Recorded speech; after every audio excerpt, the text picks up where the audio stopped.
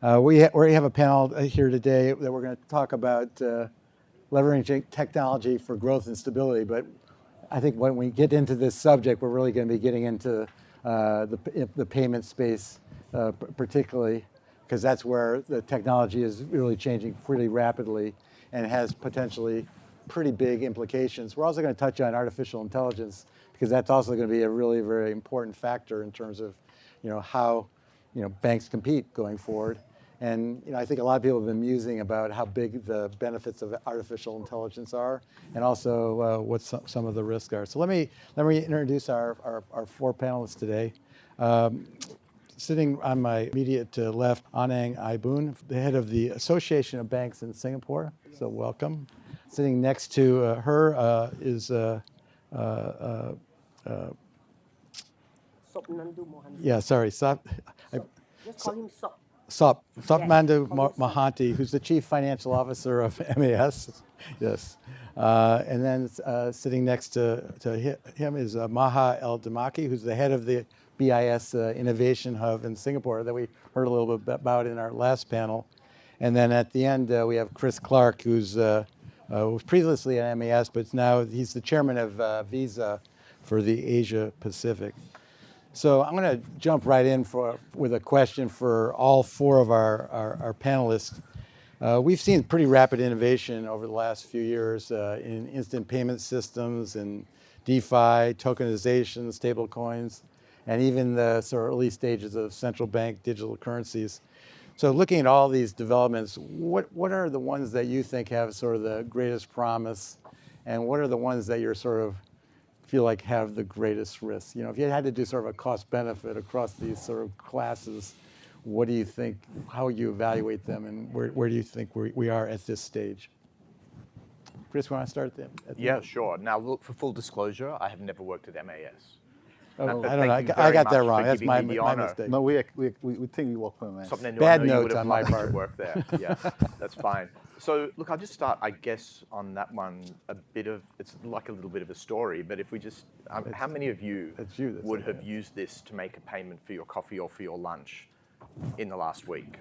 You don't have to all put your hand up, but I think almost everyone will do that. Go back to 2019, how many of you would have done that? Probably less than half. And that's just an amazing example of what's happened. We look at today, 99% of face-to-face transactions in Singapore are contactless transactions. You go on the MRT, we were doing 600,000 transactions a month for tap to pay on transit. Now it's 13.5 million. 20% of the world's e-commerce transactions of 20% of all transactions globally of e-commerce sales are just all e-commerce, all retail sales. What's enabled this? It's tokenization. It's tokenization that's given us the faith and the capability and the ability to do this. So it's quite an amazing an invention to promote safe and secure payments. None of it would have been able to have been done without this technology of tokenization. We issued 10 billion tokens in 2024. We hit the 10 billion mark. In 2020, we'd issued 1 billion. So tokenization has just underlying all of this amazing advance in technology and enabling this ubiquity of mobile payments. It's quite incredible. And you couple that with AI and using artificial intelligence to prevent fraud, it's quite incredible. I mean, we've been doing AI on fraud for 30 years, so I wouldn't even call it a new technology. It's not Gen AI, it's pretty simple old AI to analyze transactions. And we're able to do that and save like $40 billion worth of fraud last year. So it's actually, these are very simple things. These are not huge technological leaps, but that tokenization has really underpinned all of this and enabled us to do things with ubiquity that we never would have thought we'd done before. It's a pretty incredible advance. Maha?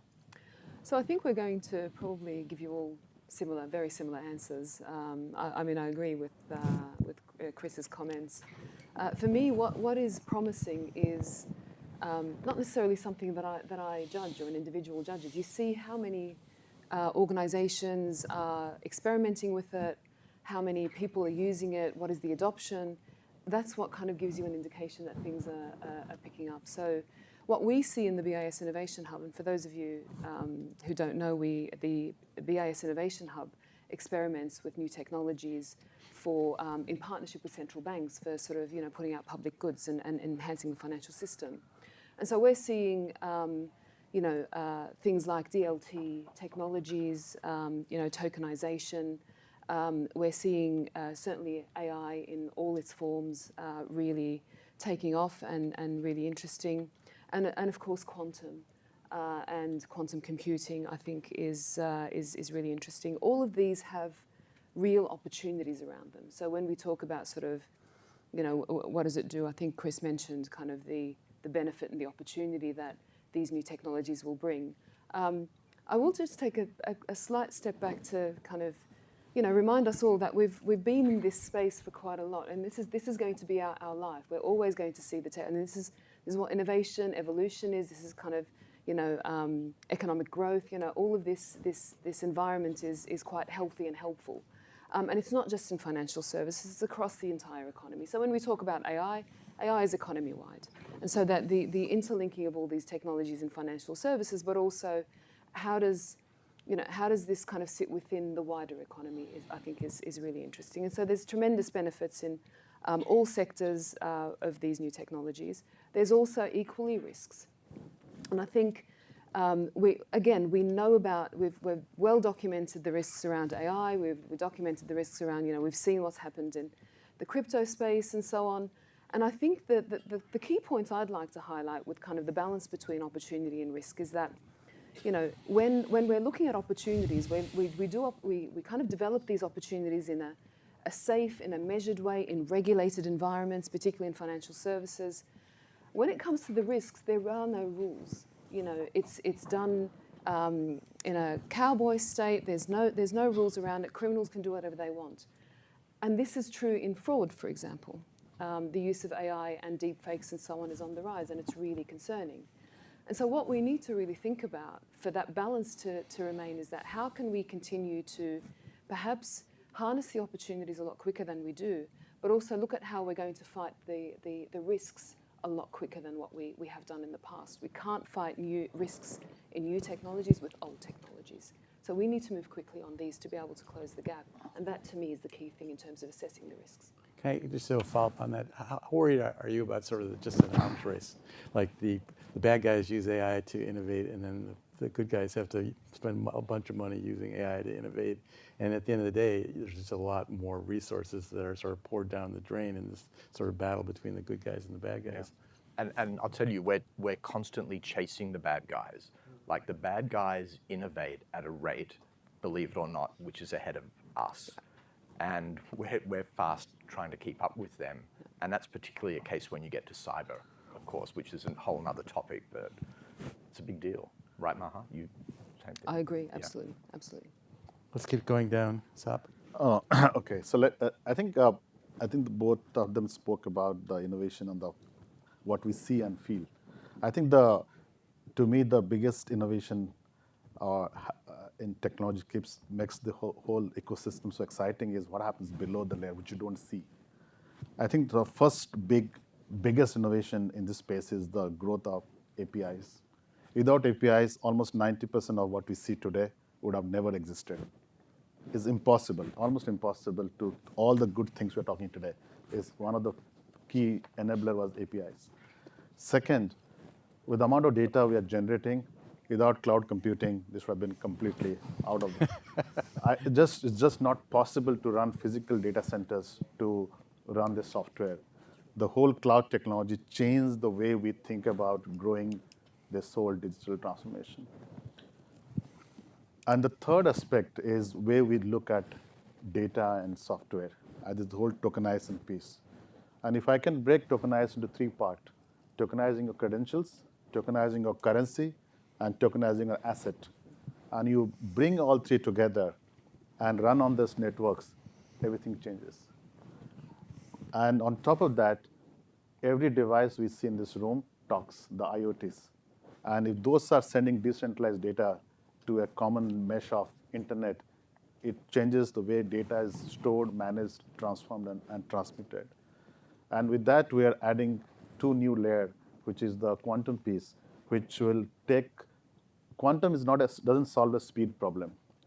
It's going to solve a certain aspect of our computing ability, which a human brain today can do.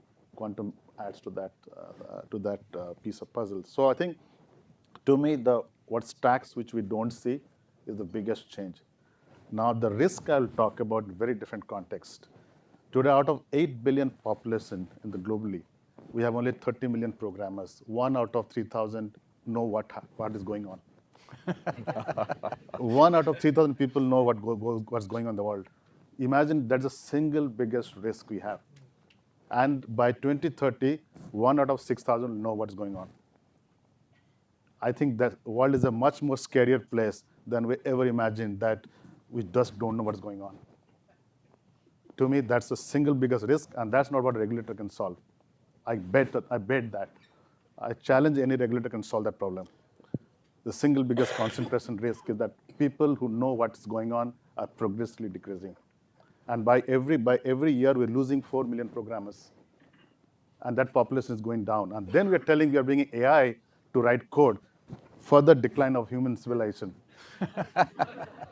I think, to me, that's the biggest risk. Well, it's also a little harder and harder as the systems get bigger and more complex for the Yes. humans to sort of actually be able to Get get their arms around it's what the it is. only area where the skill set is going the reverse direction. And the outcome is in the other direction.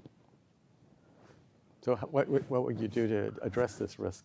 Oh, I just don't know. That's I just scary. don't know. I think this just because I tried my son to study computer science. He says I will study economics. What a bad thing to do. Maha, you So want to come in? I mean, I'm not quite in the doom and gloom that Sopnendu's in terms of my headspace.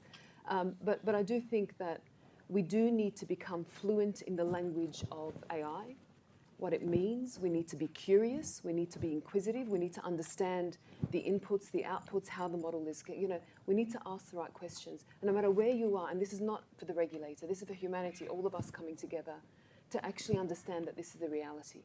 And so if you're looking at an organization, right from the top all the way through, you can't rely on the data scientists, the 0.1% of the organization that understands what's going on. Everybody needs to understand how this works, and so fluency in this, I think, is important. From an executive level all the way through. I agree. I think what I meant is the people who write code. The little people you don't see are actually decreasing. That's what I meant. The people you don't see in the room. And don't look up to see the big picture to really, link it in. Yeah. Well, let me turn to you, Boon. Yeah. Well, you have the 3 experts here. I'm here because of Blake. Where are you, Blake? I wanted to opt out of this session. I'm from the Association of Banks, and I've been in the banking industry for more than half a century. I joined the banking sector in 1969. And it's true, so really over the last 10 years that I saw the biggest change in technology. And just a little personal anecdote. It was in 2015. I was contemplating whether I can still stay in my job since digitization, etc., was coming on. And it was very interesting that I was in church. And I warned Blake, and I sent him my book to warn you that I wear my faith on my sleeve, and I am here by the grace of God. And the Lord sent this guy, this young man called Sopnendu Mohanty, who MAS is the first chief fintech officer. Okay? But Singapore is a small population, we have about 6 million people. Our land is with reclamation and high tide is about 720 square kilometers. That's what we are. We are highly urbanized, but we are very tech savvy. Singapore is very digitally competitive, and the government is very spends a lot of expensive energy to digitalize. So they brought in this young man then, the chief fintech officer, and that was when he began to work with me and taught me and myself in the banking industry, began to work with the banks. So we wrote together, I think, we wrote this API book. Yes, you got it right. Yeah. Okay. See, at least I got the name right. So in my book, it says, she is a digitally light, person, which I am. I'm actually analog, I'm high touch, but not high tech. Okay? Me and devices are a different ballgame. But where I am, my remit is to work, collaborate with the banks. And in my 42 years in the Association of Banks, by the grace of God, I have gained a lot of trust, and we work together with the banks. So with Singapore's unique PPP, called Public-Private Sector Partnership, we work very closely so that when we are talking about API, okay, so today, one of the implementation, we do the implementation. The NAS does the supervision, the regulation, the guidelines, and ABS will gather all the banks, our member banks together, the relevant ones, and together we come together to implement, okay? And we look at all the risks and we share, we collaborate, okay? And today, apart from digital payments, which ABS is a scheme member of PayNow. Those of you who put up a hand when Chris asked who made payments for lunch, okay? How many of you paid with PayNow? All right, I'm going to see all of you paid with PayNow. And it's a lookup system riding on fast payment rail. It's immediate, it's safe, it's fast, it's convenient, it's very effective. And it was launched, PayNow was launched in 2017 when FAST was launched in 2014. And when it started, the retail, the individual, it started with 300 million. Today, last year, the whole of sale, we registered $90 billion. Okay? And this year, month on month, is about 20 billion transactions per month. And for corporates, it's about 770. We started with 76 million, but today we have about 76 billion this year. So he was the one that he pushed me, and we worked together on the PayNow. I'll tell a little story. When the PayNow was designed, banks didn't want to use it. How come? A bank didn't want to use it Because it was competitive. It was breaking competition. I found somebody who I don't have to explain take the scheme, and it was she who took the scheme, and the whole technology found a house. Today, PayNow has become a household system. Nobody in Singapore can survive without a PayNow access. So that raises, an interesting problem of coordination. Yes. How do you get people to sort of come together, agree on standards? What do you think you need for that besides Bong, obviously? How do you accelerate the process of actually bringing people together to agree on standards so you can actually get the network effects to make these technologies successful? Chris, what are you? I guess I'd have to say that we're 60 years young at Visa, and that's our business model. I mean, we have been working together to create that network effect since 1958. A lot of people say, we say, yeah, Visa was the first fintech, which in many respects we were before the word was even invented. But it took us years and years and years, and it's all about that interoperability, the ubiquity, and open standards. Open standards, a network that anyone can come and participate in. And unless you have that openness, and unless you invite participation and partnership, it's never going to be ubiquitous. You can't create the network effect that you need to create because participants are not going to be interested to join in if it's not open to them. So is that when is that primarily the government's role to ensure that? Well, we started off driving it from a commercial perspective, but actually today, when we're talking about real-time payment networks and faster payments, I think it's hugely important that all of us are open so that everyone can participate in the network together. And it's great for us, of course, because a lot of the work that we're doing on fraud prevention, of course, we're supporting a lot of real-time payment networks and faster payment networks in different countries around the world, because we're providing the technology we've developed specifically around the tokenization basis, AI fraud detection, to support them to drive their faster payment networks. So that's the kind of thing we're talking about, that public-private partnership, if you like.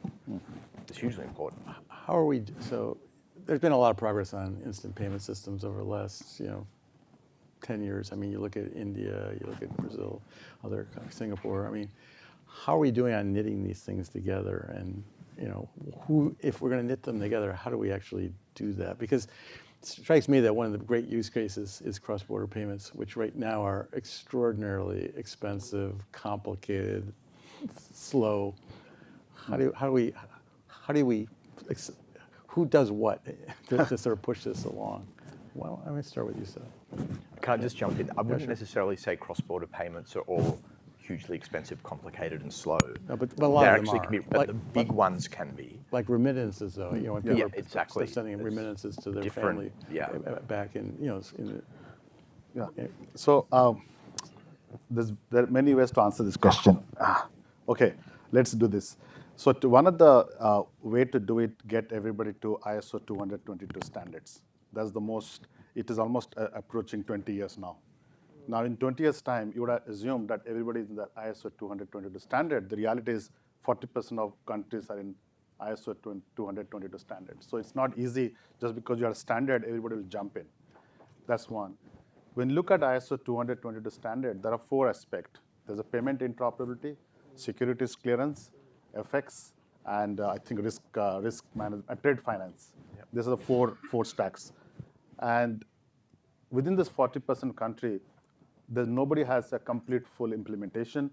And you go to every country, there's a customization for the local need. So there's a first challenge in this process is how do we bring to a common set of standards, minimal common standards, which I think Maha will speak on more detail on the next slide. I'll leave it to her to talk about. But that's where I think there's an opportunity to bring certain discipline on cross-border remittance. That's on the technology side. On the pricing side, we have far more difficult challenges.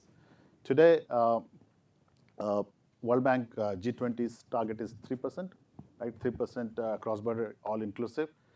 I think there's a market price. I would say that the price what we see in the market is not a true price, because a lot of this price, cross-border transfer price, is subsidized by state infrastructure or subsidized by VC money. So you're saying it actually costs more? Absolutely. So either the VC money has subsidized fintech's payment transfer, or a state infrastructure has subsidized the transfer cost. And if you add this cost structure, you may see a reverse trend in the transfer. With the added complexity of AML, CFT, fraud, scam, and all the risk you bring in, and you factor in the cost of protecting the transfer from these issues, this cost is only going to go up. So there's a need to figure out how to standardize this thing. So there's a collective consolidation of cost structures. It can then be more rationalized. That's the second challenge. Third issue is that progressively, countries are going to designate payment system as high security, national importance infrastructure. Their ability to share data across the border will not become easier. It will become far more protective. So the rise of data nationalism will be the third hurdle to this whole process, because payment itself is not a great thing. You're moving money, fine, that's good. What to do after that? There are a whole set of data gets created, which allows us to do other economic high-value activities. If that gets curtailed because of data nationalism, you will have a challenge in getting new innovation coming to this space. That's a bit of an issue today. But Maha has all the solutions. I'm going to turn to her right now. We all have a joint solution. Maha, I'm going to put you on the spot. So. Thank you, Chris, because the pressure that I'll this help man you out, puts on it's me. okay. Exactly, thank you. So, I mean, when we look at cross-border BIS payments, is very well placed. I mean, if you sort of said, who in the world has the experience of sort of doing international things across central banks, the BIS is, was set up. Certainly, I mean, look, I do think the landscape of cross-border payments is much broader. Remittances is one piece, and faster payments and connecting them is one piece, but the closed-loop systems that existed actually are quite efficient. They pose different sort of competition challenges that regulators need to think about, but the cross-border payments landscape is quite vast, and it's quite diverse and different in terms of where it's working in certain places and not working in others. I think in terms of looking at the challenges of cost and the standardization and so on, I mean, Sop was exactly right in terms of, ISO 20022 is this standard that's been out for a while, but then whenever you look at global standards, it's the local application that makes all the difference. And that is what then is different. You look at the Second Payment Services Directive and the implementation, it's meant to be a harmonized directive across Europe. Everybody implemented it slightly differently. So that's your biggest challenge. I think, at the BIS, yes, for 90 years, the BIS has been around as a forum for central banks to come together, to talk about some of these challenges on a global basis.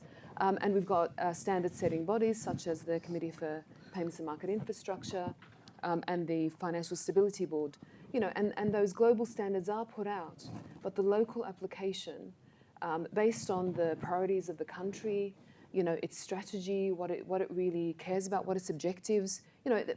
First and foremost, they need to look at the welfare of their citizens, and they develop a strategy on that basis. And so that will all sort of differ, and therefore the harmonisation is a really great ambition, but it's really difficult to get there.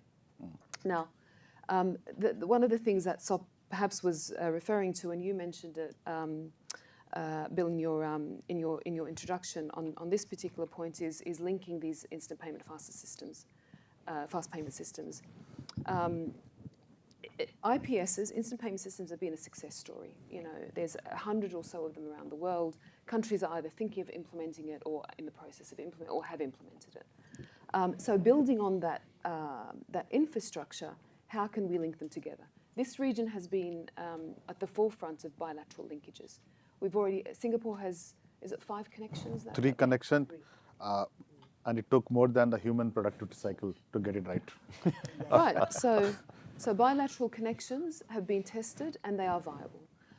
What we're looking at with Project Nexus, and this is what a project that the BIS Innovation Hub in Singapore incubated with partner central banks, is to look at how we do this multilaterally, and then we could potentially grow it to a lot of regions around the world. And this is using APIs and ISO 20022 standards. So that creates and the cloud infrastructure. And cloud infrastructure, exactly. So that creates a platform with real incentives for a global community to come together and actually harmonise. And already we saw that, because in building the blueprint for it, so the technology works, we did the prototype, we know that it works. We had to build a blueprint. What is the business and commercial model? What is the scheme? We wrote a whole scheme rule book. We had to look at the technology and operations. And so already we saw that through the scheme rule book, what are some of the sanction screening rules that we needed to harmonise? And everybody came to the conclusion of one approach. And so taking the global standards to one side, this is now a forum, and more of them can exist sort of around the world, but it's a forum where there's real incentives for people to want to harmonise these rules. And so Nexus, we think, is one example of how that could happen. And that, I think, is what's going to then start to move the dial. Public-private partnerships are really important.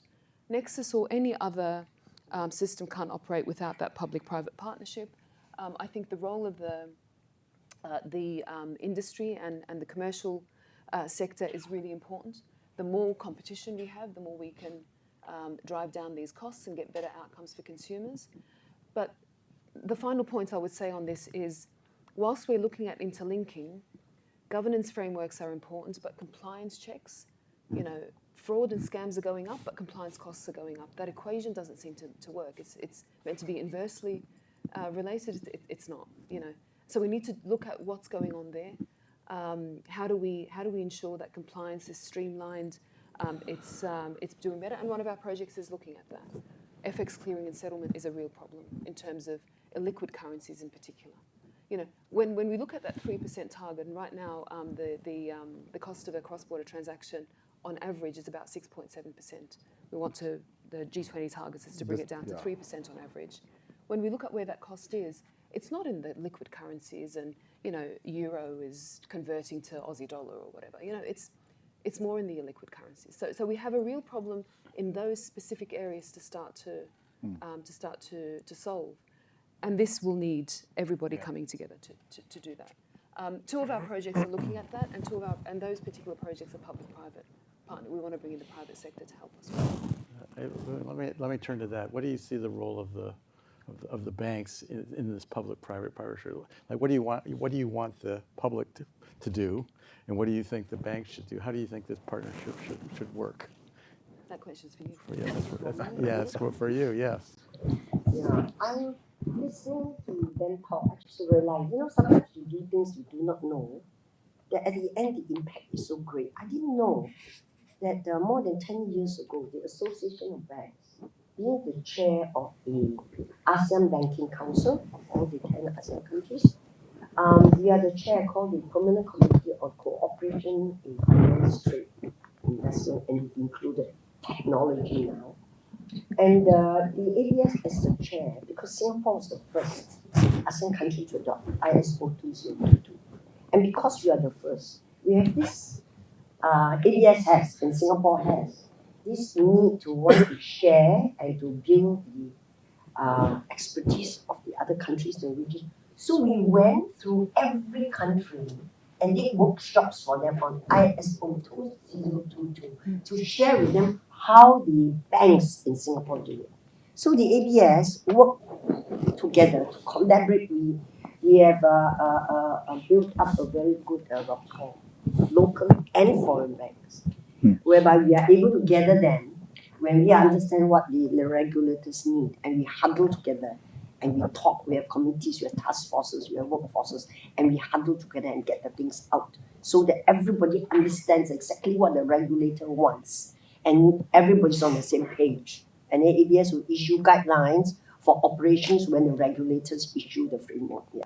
Yeah, I think what we're hearing here is that governance is important. There needs to be a governance function that sort of forces this thing along. Well, he said that they have done all the education, and just a little backstory. When Singapore Pay Now went to connect to Thailand's Prompt Pay, identical standard, identical architecture, identical system. It took us 3 years to connect. So what was the impediment? Policies, governance, pricing, dispute resolutions. All the details. All the details. So it's not been getting standards right. It's absolute. I mean, I'll go a little small interesting facts. So in Thailand, apparently the AML and FT for terrorism checks is with the Ministry of Home Affairs, not with the central bank. So they don't need to worry about inclusion. So getting multiple agencies aligned to a common policy objective is very tough. India with UPI, we think we are equal in terms of standards and tech stack. It took us more than 9 months, the human productive cycle, to get it right. So it's like one year, some few months. So it is challenging to get it right because small thing can bring long delays in agreement. In India case, we have an issue around liability coverage for any cyber data breach. Yeah, and the requirement was a $50 million liability for the operator to carry if there's a cyber security issue. I'm sure there's no single operator in the world which will take a $50 million liability, maybe hypothetical, and the board will never approve. So if you go to the detail of this transaction, we have a problem. The only people who have sorted out this problem are the cards network because they do the merchant payment, they have a chargeback, the beautiful process. That's why they're so successful. Well, I think, and can I jump in here? Yeah, absolutely. A couple of things.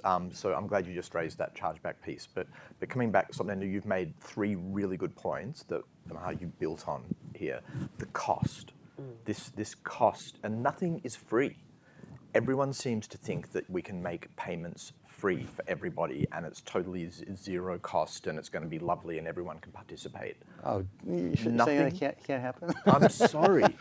Nothing in life we know is free, and this is the biggest problem. All of the real-time payment networks we see, at the end of the day, they're taxpayer funded.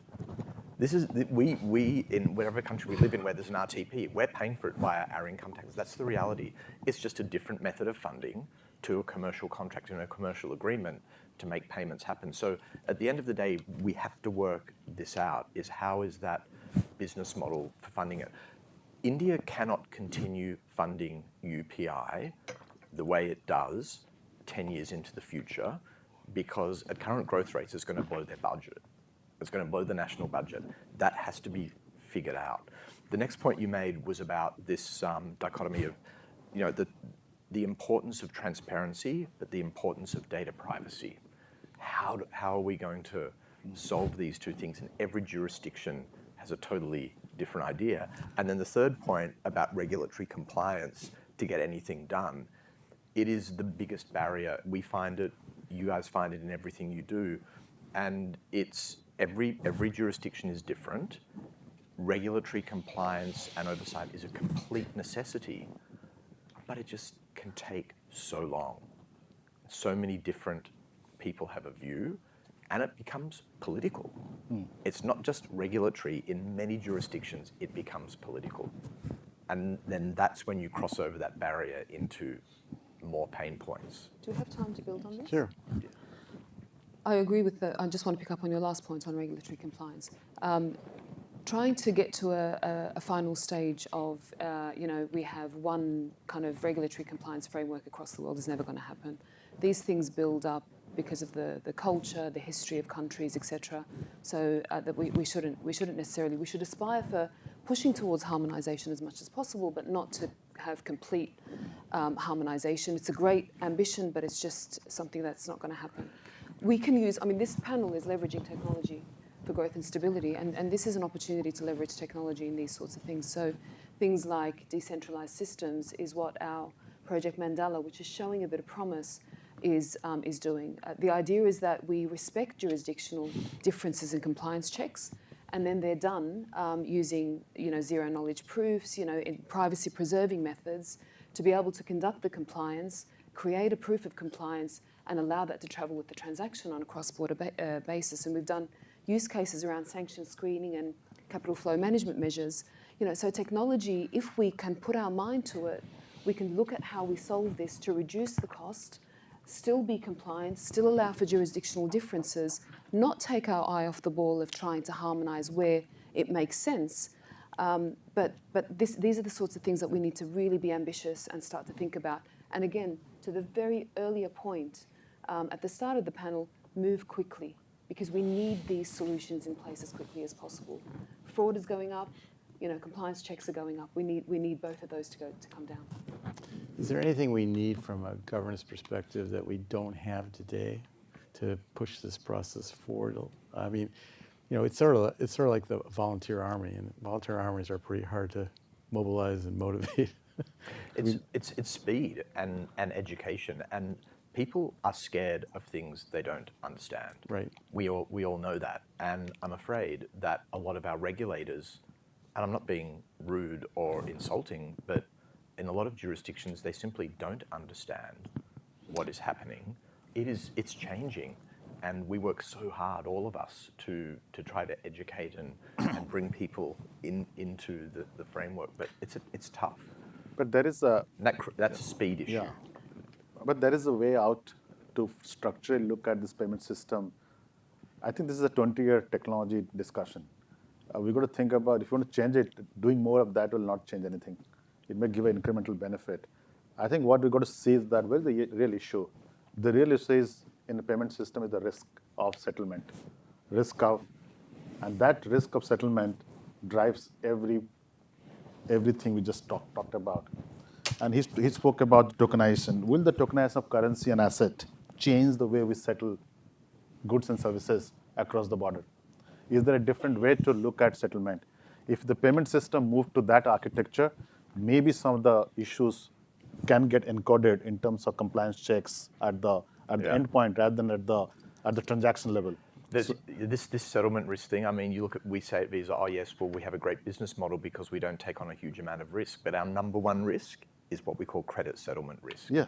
Because we have to rely on the fact that our 16,000 participants in our network are going to settle those transactions that take place between each other every day. Yes. And it's scary because they don't. And I think, from a governance perspective, I think as the central banks and the public and the government of the day, I think there's a time to shift that discussion from ISO 222 standard tech stack to a new tech stack, and that needs a very strong leap of faith and move forward. So let's turn to that. So there's sort of two competing views of how you actually make progress. One is you just keep building on the instant payment systems, and you link them together maybe through project, like the BIS serving a role as the hub.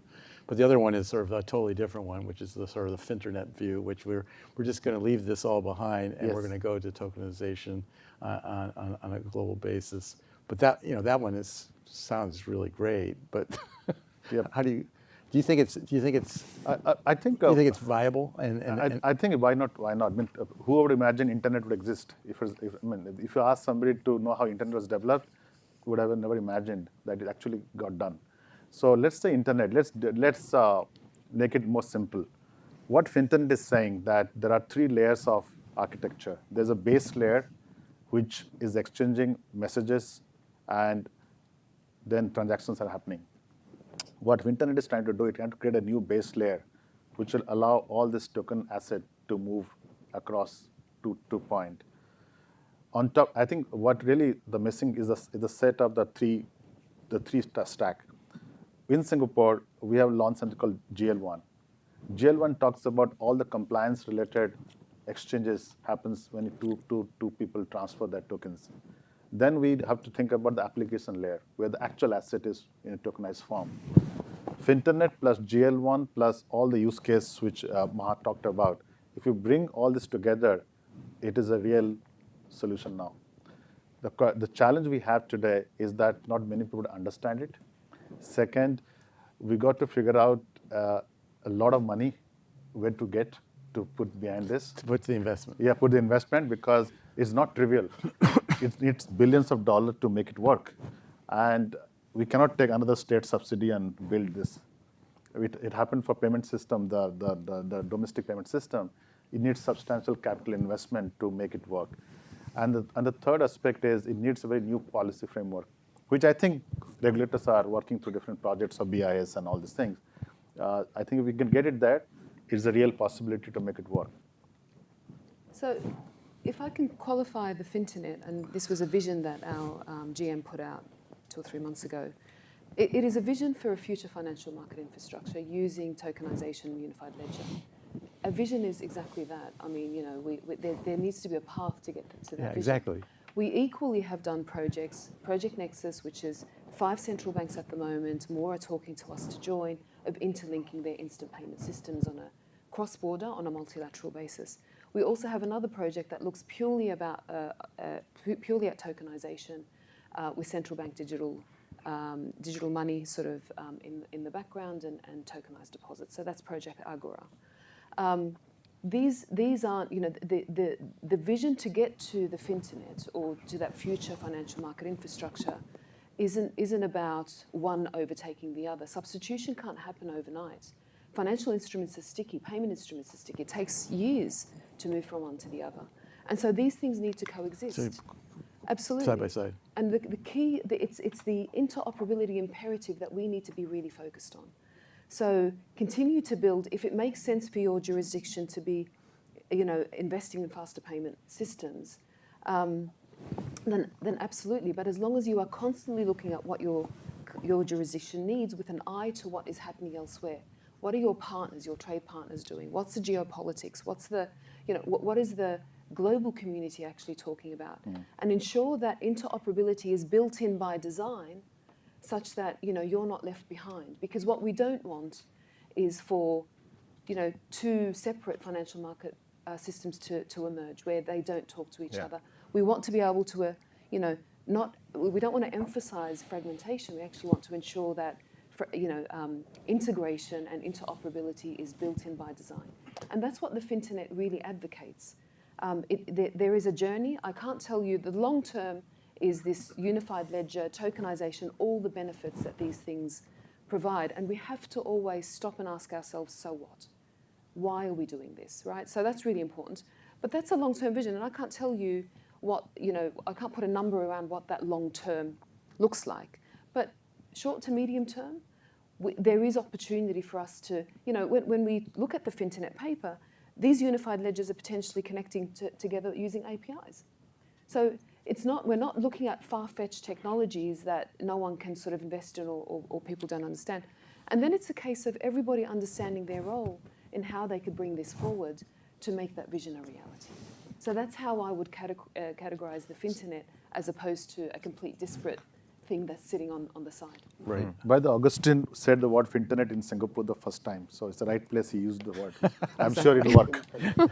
I'm going to change gears here a little bit and go back to the whole issue of generative AI. Because I think a lot of people in the audience are interested. I'm certainly interested in it, friend or foe. What do you think the most important use case for generative AI is going to turn out to be in financial industry? Is it going to be anti-fraud? Is it going to be writing code? Is it going to be customer service? I mean, what do you think the most interesting use cases are going to be?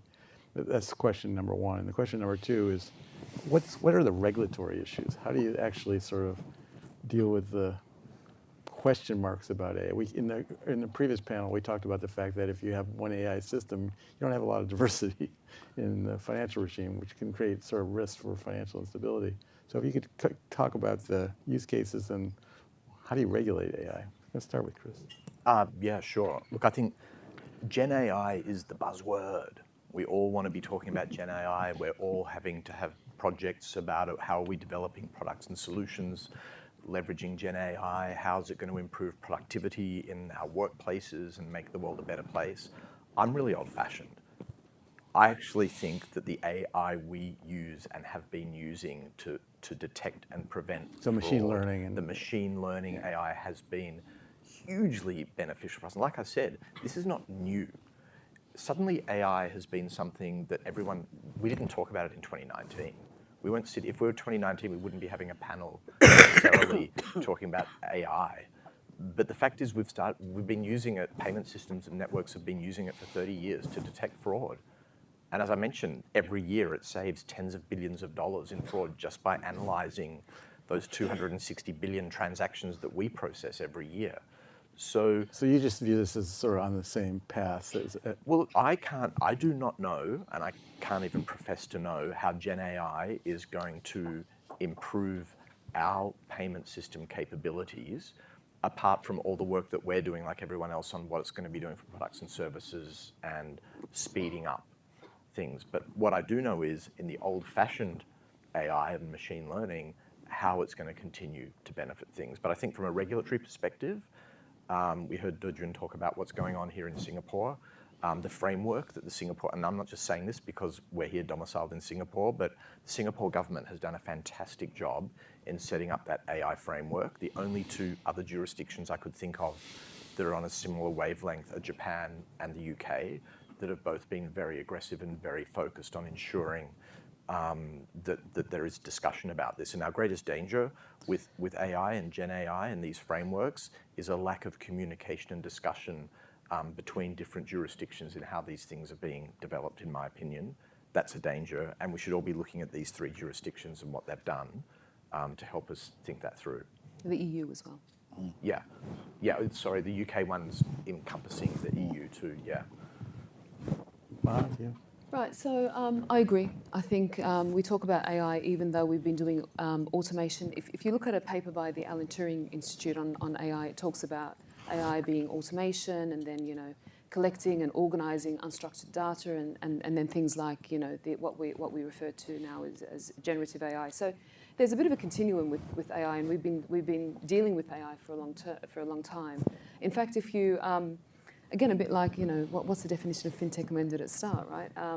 If you look at, if anybody's read the book Naked Statistics, it actually has a really cool example of some spare parts shop in Canada that also give out credit cards, and they started to analyse data of their shoppers to work out whether they can make their repayments on time or not.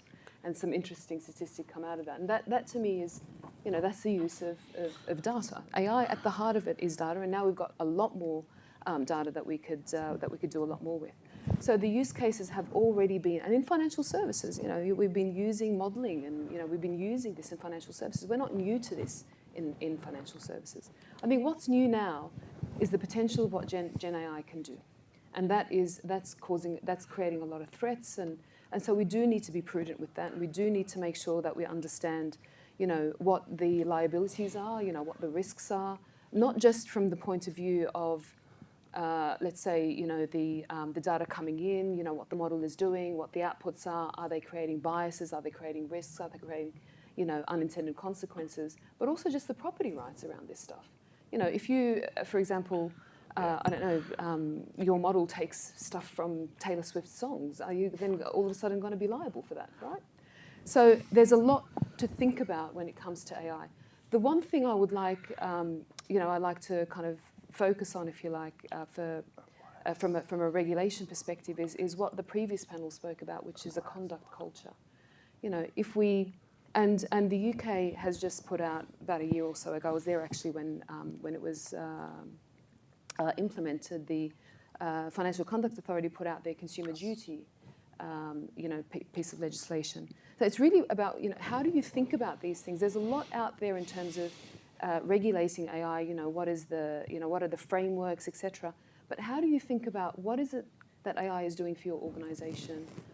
What are the outcomes? Are they the right outcomes? Really that conduct culture is a really big part of, looking at the right outcomes for when you use new technologies.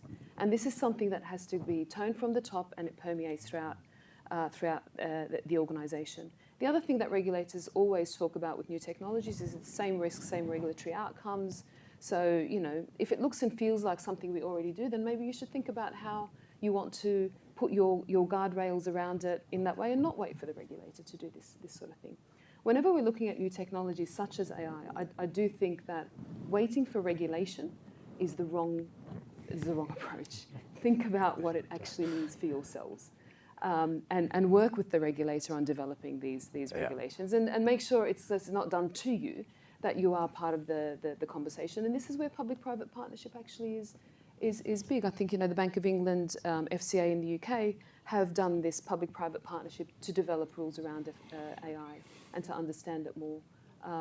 So that has to be the approach around this. So I would say embrace it in earnest.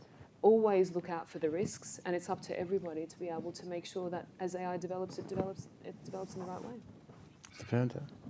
We are in UBS, right? So let's talk about from UBS perspective. If you look at financial sector products and you take the both end, create a product and it starts with creating a product, advising, assisting, automating, and end with protection. If you take that continuum of financial product, for last 20 years, AI has made the three in between, assist, advise, and automate, truly super efficient, because everything we had in the AI tech stack has allowed it to be super efficient now. Now it became so efficient that regulator got scared, thanks to Facebook and Google. So they started thinking about what regulatory measures we got to do, and MAS responded 4 years back with a principle called FEAT, which MD Darjan spoke about, fairness, ethics, accountability, and transparency, because it was too much of advice going there. You're saying it's like too asymmetric. Yeah. They have more information than we have, that we should have, and for the wrong people. And then we put this principle and we went to ABS, and the bankers turned around and said us, thanks, you put a principle, tell us how to do it. Okay. It's easy to put a principle, but how to ensure that the software is fair it's just an English language. I mean, how to do it. So we realized there's a problem, and we put a public-private partnership to create a project called Veritas, where we work with the industry, with the banks, tech companies, MAS, came together, put together typical MAS, that an open source code, a supervisory framework to check outcomes of these machines, and a framework to test these products. It took us 3 to 4 years of massive use case driven outcome to get the right set of codes in the public domain. It is in a GitHub. Very rare for a central bank to publish a set of code for people to fix it. Well, I'm learning today. I'm going to have to keep working out because I need to live at least 20 more years to see how this all turns out. And then everything was going great, and till the GenAI popped up. And GenAI started touching the two extreme of the financial services, which is the create and the protect. till that time, there's no software which can create products because you need a natural language to build this product. And GenAI allowed that opportunity to touch the two very well-protected financial services.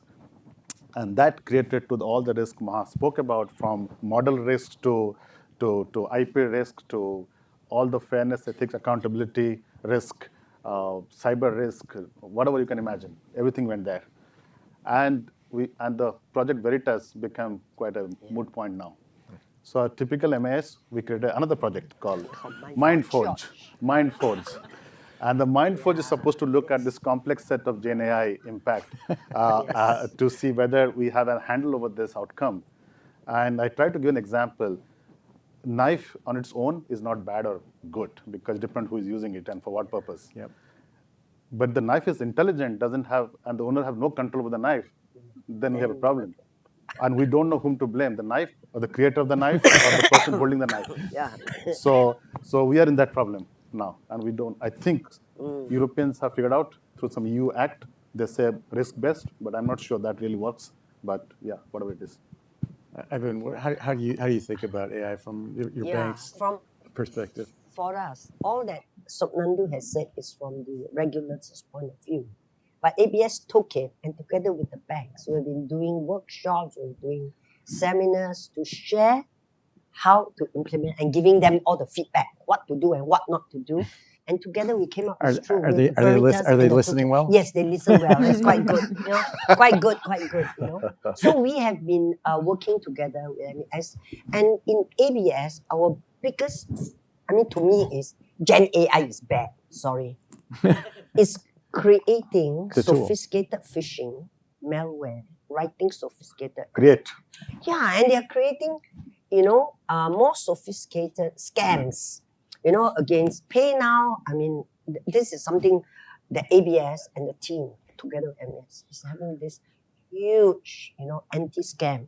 And I'm very proud. I think we have mentioned in Parliament that in Singapore we are the first to have a co-location of banks and the police in the same room to accelerate to freeze accounts or to recover funds. Is there a good exchange of information across the banks about the scams? Yes. Because you don't want each bank to sort of have to discover it for themselves, right? No, all the banks are in the room. Okay. All the banks are in the room together, police, and we try to accelerate. So that's been very helpful. So Gen AI and AI is good, but yeah. So deepfakes, okay, deepfakes. Yeah. And then I heard the doctor gave a wrong diagnosis because the AI or the Gen AI gave a slightly wrong prognosis, and therefore the doctor treated the patient wrongly. Right, but doctors treat patients wrongly without AI too. Yes. But they, at the seminar, they said they tested about 70 patients that went through real human doctors and speaking to Gen AI doctors. And they found that the Gen AI doctors were more patient, they were more understanding, they were able to explain better than the human doctors. They don't get tired. They don't get tired, yeah, you're right. All right, we have like 2 minutes left, so I'm going to give each a comment to end with. What should we be thinking about that we're not? So start with you, Chris. We should be thinking about everything. We don't even know what we should be thinking about, because tomorrow we're going to find something out we weren't even thinking about yesterday. It's crazy. But look, I think when it comes to all the things we've been discussing, it really is nothing. I'll just repeat what I said. Nothing's for free. A lot of this has been done before, and the importance of public-private partnership in order to ensure that all new developing technologies are going to work together interoperably is just so important. And we have to keep talking. And we all talk, but we need to keep talking to make it happen. Wow. Yes. For me, it's talk and also action. I think, yes. really. Good point. Good point. We do projects. We're implementing Nexus. I want action. So action You want to come work really with us? important. Yeah. I think for me also making sure that we're training ourselves, our minds, and everybody around us to be inquisitive. We're not going to sit across all of these things and emerging and know everything about everything and foresee everything. We just need to be open, inquisitive, always having a dialogue, and looking at, again, looking at what are the risks. It's okay to be entrepreneurial, but you need to look at the risks. And so as long as it's a mindset for me that we need to build, more so than having to learn about every single technology that exists today and will exist tomorrow and foresee it coming. That's what's important. Oh, we need a new We're now we need over. a new Bretton Woods committee for technology, which will focus on technology and capital and better governance. That's all we need. Okay. More power to you. To be more suspicious and less acceptable and more susceptible. So trust but verify. Yeah. Okay, thank you so much. We're now going to go downstairs, one floor for lunch, and at the lunch we actually are going to have a fireside chat between Helen Chow and Laura Chow. So we're going to have one more thing. So please join us downstairs, one level down. Thank you.